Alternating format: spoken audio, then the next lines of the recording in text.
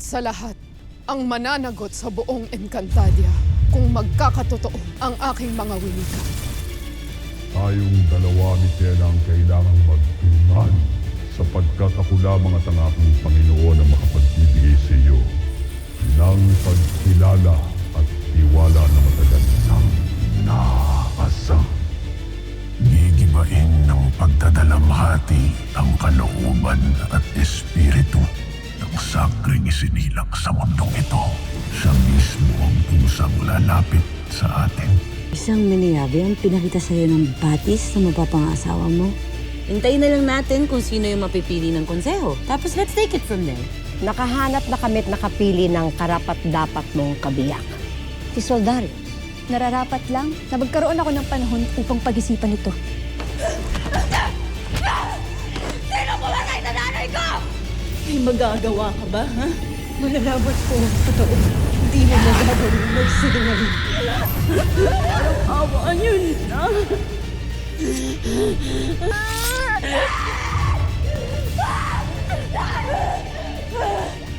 Bakit yung nanay ko? Hindi na pwedeng may buhay pa ang mawala.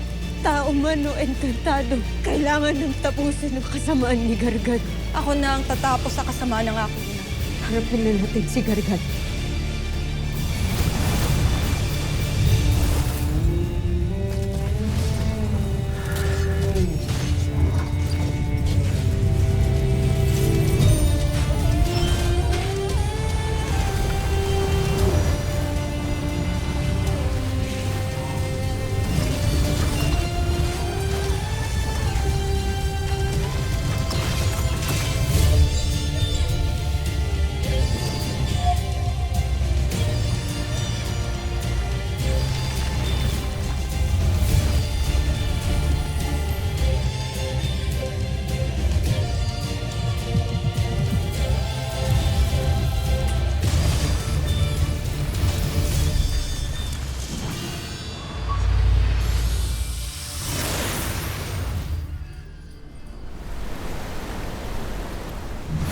Pirena, kanina pa kita hinahanap. Hindi ba't sabi ko sa'yo tayo mag-uusap?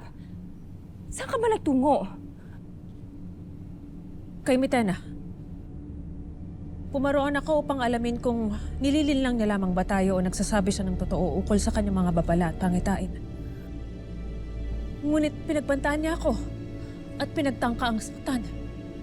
Marahil kung hindi ako isang iftre, napaslang na ako ng sukab na kera na iyon.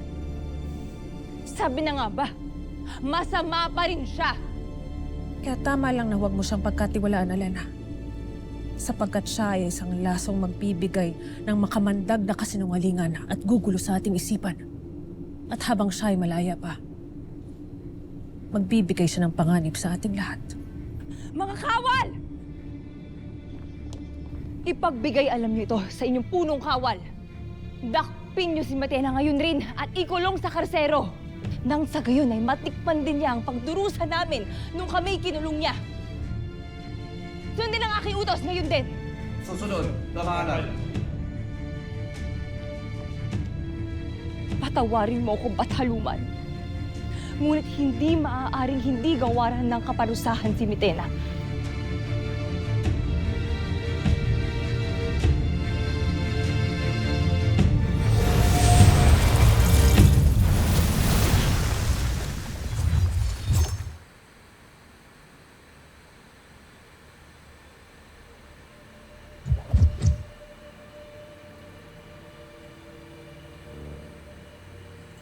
Tahimik ang paligid. Hindi ko sila maramdaman.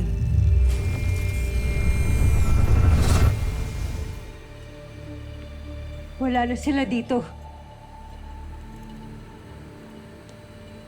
Nasaan sila? Hindi kaya nasa lisahan tayo? Maaaring nagtungo sila sa bahay ni Nunong Pawpaw. Nakatitiyak ako na hindi nila yun matatagpuan. Lalo't nababalot ng engkantasyon ng bahay ni Nunong Pawpaw.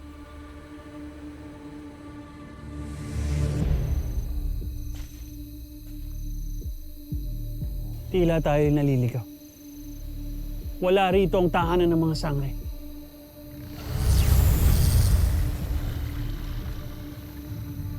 Ipakita Ipinakita sa akin ng mga bagay na hindi nakikita ng aming mga mata.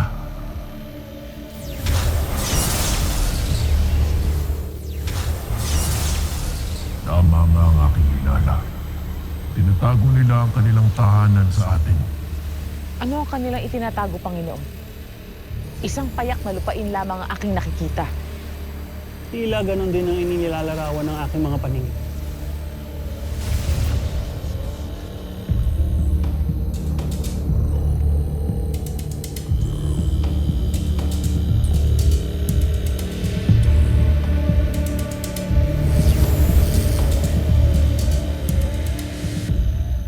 Kailangan na nating bumalik. Kailangan natin bumalik sa bahay ni Sir Pau Pau. Ngunit paano ang ating hinahanap, Tera? May kutob ako na nandun na sila Gargan. Tayo na!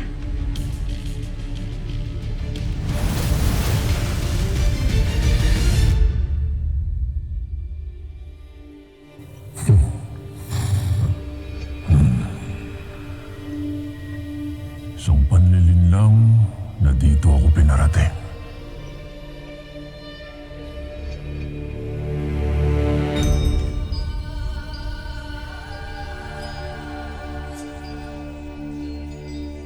Cassiopeia, ang bathaluman ng mga engkantado.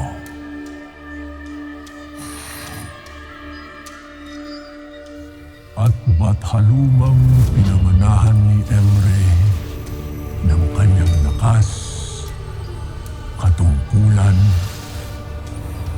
at kapangyarihan. Ikinagagalak kong makilala ang bagong bathaluman ng Tebas. Ikinagagalak ko rin makaharap ang bathala ng pagkawasak at anak ng dilim.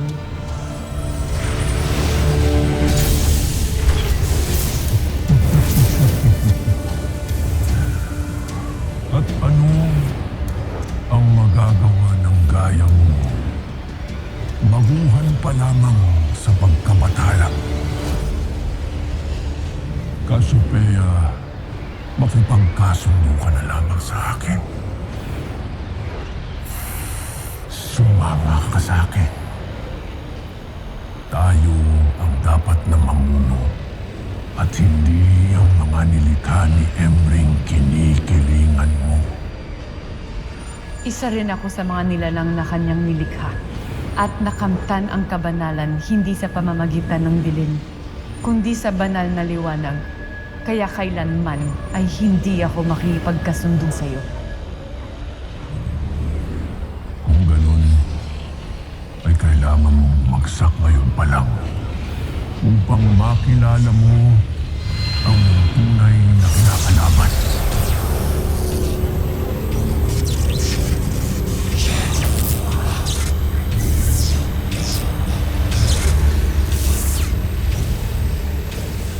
Nakatitiyak ka bang nais mo kung makalaban? Bathaluman. Shega Nesti Adtu.